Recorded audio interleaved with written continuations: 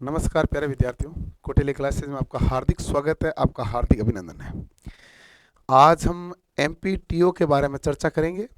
MPTO जो IT को लेके आपके पद आए हैं ट्रेनिंग ऑफिसर के, उसके बारे में चर्चा करेंगे। जब चर्चा करनी शुरू करते हैं तो सबसे पहले कोई चीज़ शुरू होती है तो वो है एग्ज़ाम डेट के बारे में चर्चा। एग्ज़ाम कब है? तो 16 दिसंबर को। और 16 दिसंबर से ट्रेनिंग ऑफिसर के एग्जाम प्रारंभ हो रहे हैं, तो आपके पास तो 1 महीने का टाइम बचा है। अब मामला ये हो गया कि 30 दिन में बेहतरीन तैयारी को कैसे करना है, जहां पर आपके टेक्निकल पार्ट भी आएगा, आपके नॉन टेक्निकल पार्ट भी आएगा। तो हम इस पूरी कहानी को ध्यान से अच्छे से समझते हैं और अच्छे से समझ के ये देखते हैं कि किस प्रकार अध्ययन करेंगे तो ये एग्जाम आसानी से क्रैक हो जाए।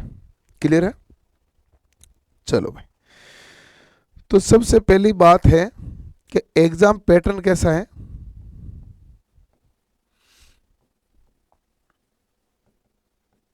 यहाँ एग्जाम पैटर्न कह दो, यहाँ इसको सिलेबस कह देते हैं। तो आप कहेंगे इसमें दो पोर्शन है आपके पास। एक तो है टेक्निकल के क्वेश्चन पूछे जाएंगे और दूसरा है नॉन टेक्निकल क्वेश्चन पूछे जाएंगे। क्लियर? टेक्निकल के क्वेश्चन आपके पास आएंगे 75 क्वेश्चन होंगे और आपकी ट्रेड के होंगे। जैसे मान लो इलेक्ट्रीशियन वाले बच्चे हैं तो इलेक्ट्रीशियन ट्रेड के हैं, कोपा के बच्चे हैं तो कोपा ट्रेड के हैं, और इलेक्ट्रॉनिक मैकेनिक के बच्चे इलेक्ट्रॉनिक मैकेनिक ट्रेड है, और फिटर के बच्चे हैं तो फिटर का ट्रेड है, और डीजल मैकेनिक है तो डीजल मैकेनिक का ट्रेड। आपके ट्रेड के आएंगे 75 क्वेश्चन। 25 क्वेश्चन आएंगे नॉन टेक्निकल के। कितने क्वेश्चन है नॉन टेक्निकल के? 25 क्वेश्चन। 25 क्वेश्चन जो नॉन टेक्निकल का आ रहा है ना, इसमें थोड़ा सा ध्यान देना कि इस चीज को समझ लेते हैं कि 25 क्वेश्चन क्या है, कौन से हैं। इसमें देखो सिलेबस में आपके मैथ्स भी है, सिलेबस में आपके रीजनिंग भी है,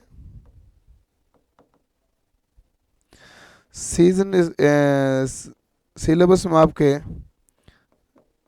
साइंस भी है, सिलेबस में आपके कंप्यूटर भी है, सिलेबस में आपके जीके भी है।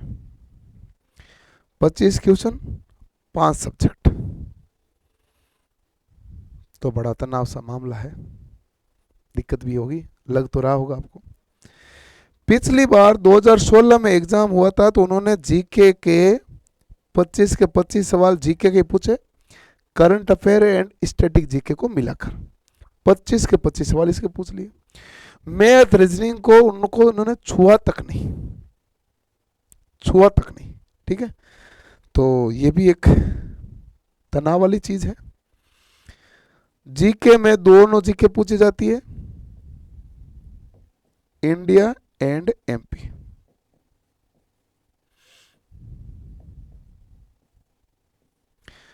सबसे पहली बात तो मैं बता दूं कि कोर्स के अंतर्गत जिनके वीडियो अपडेट नहीं है, जिन भी के वीडियो कुछ कम है बाकी है, वो वीडियो आज रात तक काफ़ी सारे अपडेट हो जाएंगे। जो बचेंगे वो कल अपडेट हो जाएंगे, उसको लेकर आप तनाव मत लेना, क्योंकि काफ़ी सारे अपडेट किए हैं। अब क्या है कि कई बच्चे के तो ऐसा होता है कि मान लो मैथ की हुई है, साइंस की हुई है, तो वो कहेगा सर रीजनिंग नहीं डाली। किसी बेस में रीजनिंग है, मैथ है, साइंस है, तो वो कहेगा सर जीके नहीं आया। एमपी जीके की क्लास आपकी चल रही है, शुरू हो गई, 2 लेक्चर हो गए हैं, और इसी हिसाब से लगातार आपकी क्लास चलती हुई ये रहेगी। तो आपके 5 दिसंबर को एमपी जीके पूरा हो जाएगा, 5 दिसंबर को एमपी जीके वाला कोर्स पूरा हो जाएगा। इसलिए आप एमपी जीके को लेके भी तनाव नहीं ले। इंडिया जीके रिकॉर्डिंग डाल ही रहे हैं, एमपी जीके की भी डाल रहे हैं। ठीक है भाई, चलो। अब की बार महत्वपूर्ण क्या लग रहा है, तो देखो भाई, मैथ पूछ सकते हैं, रीजनिंग भी पूछ सकते हैं, सिलेबस तो सारा ही है, और जीके तो वो पूछेंगे पूछेंगे। अब जीके वो एमपी जीके पूछे या नहीं पूछे उनकी मर्जी है, पढ़ना आपको पड़ेगा। पूछे या नहीं पूछे, क्यों मैं कह रहा हूं, क्योंकि जब फॉर्म में केवल मध्य प्रदेश के अभ्यर्थी ही भर सकते हैं, तो फिर मध्य प्रदेश का जीके अलग से पूछने की आवश्यकता है क्या? मध्य प्रदेश का जीके तो पूछा इसीलिए जाता होगा ना, ताकि बाहरी कैंडिडेट नहीं लिया जाए, इसलिए स्टेट का जीके ज्यादा पूछ लो। जब कैंडिडेट फॉर्म ही केवल स्टेट जीके वाले ही भर सकते हैं, स्टेट वाले ही भर सकते हैं, दूसरे भर ही नहीं सकते, तो फिर तनाव होना ही नहीं चाहिए। फिर भी आप एमपी जीके को पढ़ना, और करंट अफेयर भी हम इसमें आपके साथ में बाद में लास्ट में 3-4 वीडियो करंट अफेयर के भी देंगे, इसलिए तनाव नहीं लेना। जीके को फोकस करना, दोनों जीके को, और एक रीजनिंग को फोकस करना भाई। दोनों जीके और एक रीजनिंग को आप फोकस करना। क्लियर? इसके अलावा समय मिले तो मैथ्स जरूर फोकस कीजिएगा। साइंस को बेसिक बुकलेट पढ़ो तो पढ़ लो, नहीं तो आप देख लो। साइंस के बारे में ज़्यादा कहूँगा नहीं, लेकिन मैथ्स तो कैलकुलेटिव है, तो कोशिश, जिनकी मैथ अच्छी है वो एक बार निकाल ले, जिनकी मैथ बहुत ही खराब है वो मैथ को छोड़ दे, वो फिर साइंस पढ़ ले, इससे अच्छा तो ठीक है ना, कुछ याद ही होगा, कुछ उत्तर ही दे पाओगे। मैं तो इतने दिन बचे नहीं है कि बहुत ज़्यादा स्ट्रॉन्ग कर लोगे। 25 क्वेश्चन आएंगे टोटल। अच्छा, आपके पास 30 दिन का समय है। डेली नॉन टेक को 4 घंटा दे सकते हो। जो भी पढ़ना है वो 120 घंटे के अंदर आपको नॉन टेक पढ़ना है भाई। नॉन टेक कितने घंटे पढ़ना है? 120 घंटे में। डेली 4 घंटे पढ़ते हो, 30 दिन है तो टोटल आपके पास 120 घंटे हैं। आप इस 120 घंटे के अंदर बहुत शानदार तरीके से अध्ययन करें। या फिर आप डेली 5 घंटे पढ़ते हो तो भी तो 150 घंटे हो जाएंगे। बट इधर टेक्निकल वाला पोर्शन गड़बड़ नहीं होना चाहिए, मैं इसके ऊपर आऊँगा, लेकिन ये अभी सबका कॉमन पोर्शन है तो सबसे पहले इसके ऊपर रहूँगा। सबसे अच्छा टाइम है कि डेली 4 घंटे इसको पढ़े, क्योंकि मैं जो कैलेंडर बनाता हूँ उस हिसाब से पढ़ने का टाइम 10 घंटे से ज़्यादा नहीं रखता। पढ़ते हैं 10 घंटे, आपको खुद को पढ़ना चाहिए। 10 घंटे का अलावा जितना आप पढ़ सकते हैं पढ़िए, 10 घंटे से कम मत पढ़िएगा, ये मिनिमम टाइम है। तो कैलेंडर में 10 घंटे से ज़्यादा का बढ़ाऊंगा नहीं, उसी हिसाब से 10 घंटे के हिसाब से बढ़ा के आपको दूंगा। 120 घंटे इसको दिए आपने। 120 घंटे में से आप 15 दिन तक डेली 2 घंटे इसको दीजिए रीजनिंग को। 15 दिन तक डेली 2 घंटे 2.5 घंटे जो भी देना है, ठीक है। और फिर दीजिए इंडिया जीके और एमपी जीके को टाइम ज़्यादा, क्योंकि पिछली बार का डर है भाई। पिछली बार उन्होंने न मैथ पूछी न रीजनिंग पूछी, केवल इंडिया जीके और एमपी जीके पूछा है, तो इसको टाइम नहीं दें तो वो भी डर है, दें और कुछ छूट जाए वो भी डर है। लेकिन मैनेज तो करना पड़ेगा, तो इसको तो यहाँ ऐसे मैनेज कीजिएगा और 50 से 60 घंटे में इसको मैनेज कीजिएगा। तो ये कितना हो गया? 30 और 50 कितना हो गया? 80 घंटे। अब थोड़ा बहुत कंप्यूटर का बेसिक देख लीजिएगा, आसान सा पूछे तो उत्तर दे दीजिएगा। मैथ और साइंस में से आप एक चूज कर लीजिए, मैथ पढ़े या साइंस पढ़े, लेकिन इनका पैटर्न है, उनके अनुसार आपको दोनों ही पढ़ना चाहिए, क्योंकि पैटर्न बड़ा डरावना रहता है। मैथ पूछी नहीं साइंस ज़्यादा पूछ ली तो, साइंस पूछी नहीं मैथ ज़्यादा पूछ ली तो, भरोसा तो इनका है नहीं।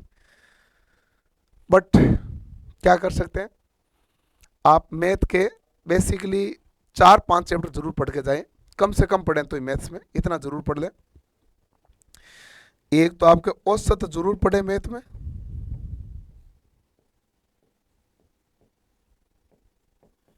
एक अनुपात जरूर पढ़े, एक प्रतिशत जरूर पढ़े। औसत का चैप्टर, अनुपात का चैप्टर, प्रतिशत का चैप्टर जरूर पढ़े, और एक संख्या पद्धति में बेसिक वो जरूर पढ़े। बाकी पढ़ो नहीं पढ़ो आपकी मर्जी, लेकिन ये जरूर पढ़े। ये कोई भी यदि मैथ पूछेगा तो इधर से आके ही पूछेगा सीधा, फिर ज़्यादा पूछ रहा है तो फिर सब जगह से पूछेगा, लेकिन कम सवाल पूछ रहा है तो वो यहीं से आके पूछेगा तुरंत ही। तो ये चैप्टर जरूर पढ़े मैथ में। ये इतने पढ़ते हो तो बहुत है, तनाव भी नहीं है, इतना ही पढ़ लीजिए। और जितना ज़्यादा और पढ़ सकते हैं तो वो आपकी क्षमता है। मैं तो आपको 30 दिन का प्लान बता रहा हूँ, तो इसलिए आपको बड़े ध्यान से देखना है। दूसरा आता है टेक्निकल का पोर्शन। 30 दिन है, डेली 6 घंटे, यानी कि 180 घंटे। अब देखो कि मोटे मोटे टोटल 45 चैप्टर हैं, लेकिन एमपीटीओ के हिसाब से 40 एक चैप्टर आपके सिलेबस में रहते हैं। 180 में से 40 तो चैप्टर हैं, तो प्रत्येक चैप्टर को आपने 4.5 घंटे दिए। इन 4.5 घंटे में 2 से 3 घंटे लगाइए, 2 से 3 घंटे पढ़ लीजिए और बाकी टाइम लगाइए रिवीजन में, क्योंकि जो पढ़ा हुआ वो रिवीजन भी तो करना पड़ेगा। आपने टेक्निकल के नोट्स बना लिए हैं तो बहुत अच्छी बात है, और काफ़ी सारे बन गए, थोड़े बाकी है तो बाकी बना लीजिए। नहीं बने हैं तो फिर आप रफ कॉपी लीजिए, पीडीएफ जो आपके ऐप के ऊपर आती है उस पीडीएफ को देख के कुछ लिखना है वो लिख लीजिए, बाकी आप वीडियो के थ्रू पढ़िए, ज़्यादा से ज़्यादा पढ़ लीजिए। लेकिन आप रफ कॉपी में साथ के साथ लिखते रहें, फेयर कॉपी में लिखने का टाइम नहीं है, बड़े आराम से मत लिखना। मतलब लिखना तो है ही है रफ कॉपी में, रफ कॉपी का मतलब ये है कि बड़ी तेज़ी से लिखना जो लिखना है।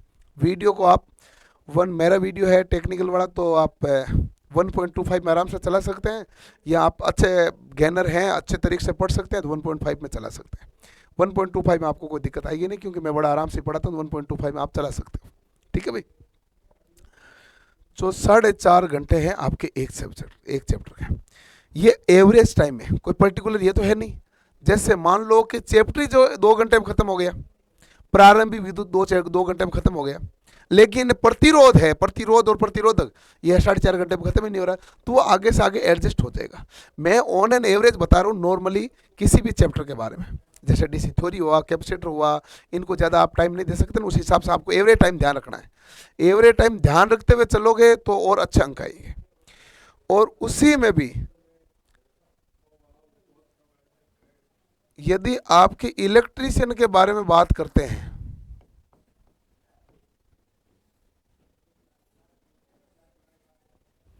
उसी में भी यदि आप इलेक्ट्रीशियन के बारे में बात करते हैं तो इलेक्ट्रीशियन बारे में मॉड्यूल कितने, 5 मॉड्यूल हैं टोटल।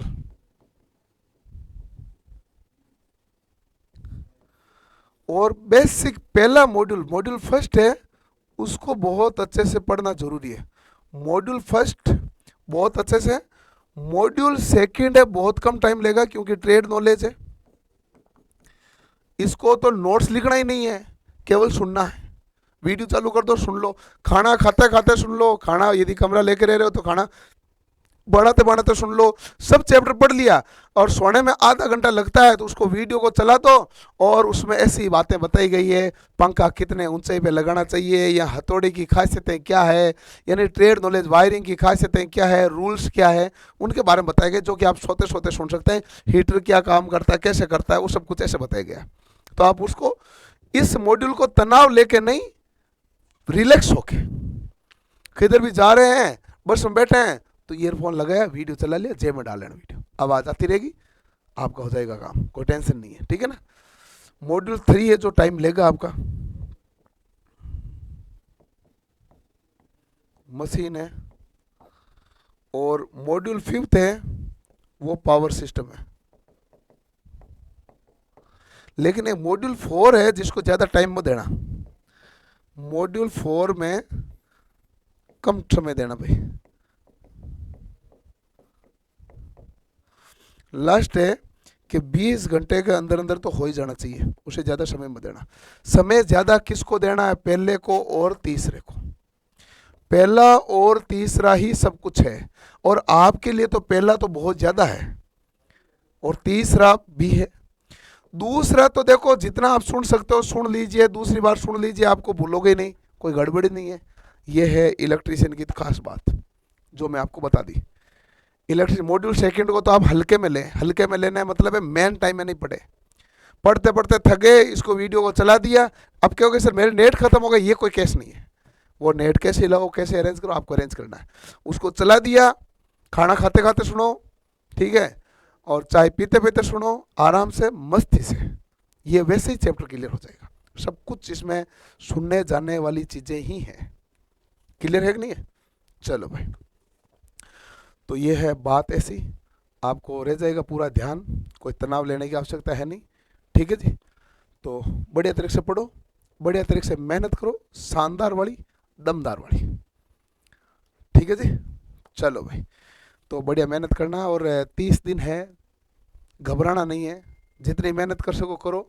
आपको लगेगा सर एग्ज़ाम तो माथे पे आ गए, तो आपको पहले देखना चाहिए था, लास्ट समय आप देखेंगे ओहो अब मैं क्या करूं, तो वो तो आपको पहले जागना चाहिए था, अब नहीं जागे और आप लेट जागे हैं, तो लगभग विद्यार्थी लेट ही जागे हैं। कुछ बच्चे पहले जागे हुए हैं, पढ़े हुए हैं, बहुत अच्छी बात है, और स्कोर कर जाएंगे और नौकरी ले भी जाएंगे। लेकिन जो लेट जागे हैं वो इतनी मेहनत, इतनी शिद्दत से मेहनत कर जाएं कि उनको खुद को लगने लग जाए हाँ अब एग्जाम निकाल दूंगा, ये 10-15 दिन के अंदर अंदर हो जाएगा। 10-15 दिन, नवंबर नवंबर निकलते निकलते आपको कंफर्म हो जाएगा आप निकाल पाएंगे एग्जाम कि नहीं निकाल पाएंगे, क्योंकि आपकी मेहनत खुद बता देगी। और आपको लगेगा डर मैं बाउंड्री पे हूं, तब रुकना नहीं है, इतनी ज्यादा मेहनत करना है कि आप पार हो जाए, इतनी ज्यादा करना। एक कंडीशन आती है, आपको लगता है बाउंड्री पे हूं, मैं अच्छा खासा कर लूंगा। अब उसमें तो क्या, हर विद्यार्थी टू विद्यार्थी डिपेंड करता है भाई। कोई विद्यार्थी बहुत ज़्यादा पढ़ाकू है, बहुत ज़्यादा नॉलेज गेन कर लेता है, ऑब्जर्वेशन पावर भी मजबूत है, और इनपुट्स लेते ही उसके दिमाग में सेट हो जाता है। किसी के कुछ बच्चे डफर भी होते हैं, जो पढ़ते हैं भूल जाते हैं, पढ़ते हैं भूल जाते हैं, पढ़ते हैं भूल जाते हैं। ऐसा होता सबके साथ है, लेकिन इतना ज़्यादा, अत्यधिक ज़्यादा भूलना वो डफर की श्रेणी में आएगा, बाकी से नॉर्मली डफर श्रेणी में आएगा। नॉर्मली तो सभी भूलते हैं, थोड़ा बहुत चीज़ें भूलते हैं, लेकिन लगभग चीज़ें याद रह जाती है। लगभग भूल गए, थोड़ी सी याद रही, उसे डफर की श्रेणी में माना जाता है कि भाई ये तो, फिर उसमें पढ़ने में सारी के 1 महीने में क्या ही पढ़ लोगे, पढ़ा भूला पढ़ा भूला पढ़ा भूला, वो मामला हो जाएगा। तो वो तो आपके विद्यार्थी टू विद्यार्थी डिपेंड करेगा। तो बढ़िया तरीके से, अच्छी तरीके से मेहनत करो, अपने आप पर विश्वास रखो, घर वालों पर विश्वास आपको है ही बहुत, खुद पर विश्वास होना जरूरी है। इंसान को यदि खुद पर विश्वास है तो कभी डगमगाएगा नहीं। यदि खुद का विश्वास ऊपर नीचे प्लस माइनस हो गया तो बात खत्म है भाई। इस कंपटीशन में मेनली मामला है, क्योंकि न तो यहाँ ओवर कॉन्फिडेंस वाला पास हो पाता है, न अंडर कॉन्फिडेंस वाला पास होता है। यहाँ तो वही पास होता है जो मेहनत करता है और बराबर कॉन्फिडेंस रखता है। तो मेहनत करो और बराबर कॉन्फिडेंस रखो, आप निश्चित रूप से पास हो जाएंगे, कोई दिक्कत नहीं। ठीक है भाई। और फिर भी आपको कोई चीज़ की तनाव है, कैसा या ये कैसा करें वो कैसा करें, तो आप कमेंट में लिख दीजिएगा, मैं उसके बारे में वीडियो बना दूंगा। इतने दिन में थोड़े से दूसरी चीज़ में बिजी था तो टाइम मिला नहीं, अब मेरे पास समय है, मैं आपको पर्टिकुलर एमपीटीओ का अलग से 2-3 वीडियो बना के आपको और सजेस्ट कर दूंगा। ठीक है जी, मिलते हैं नेक्स्ट सेशन में। धन्यवाद, थैंक यू।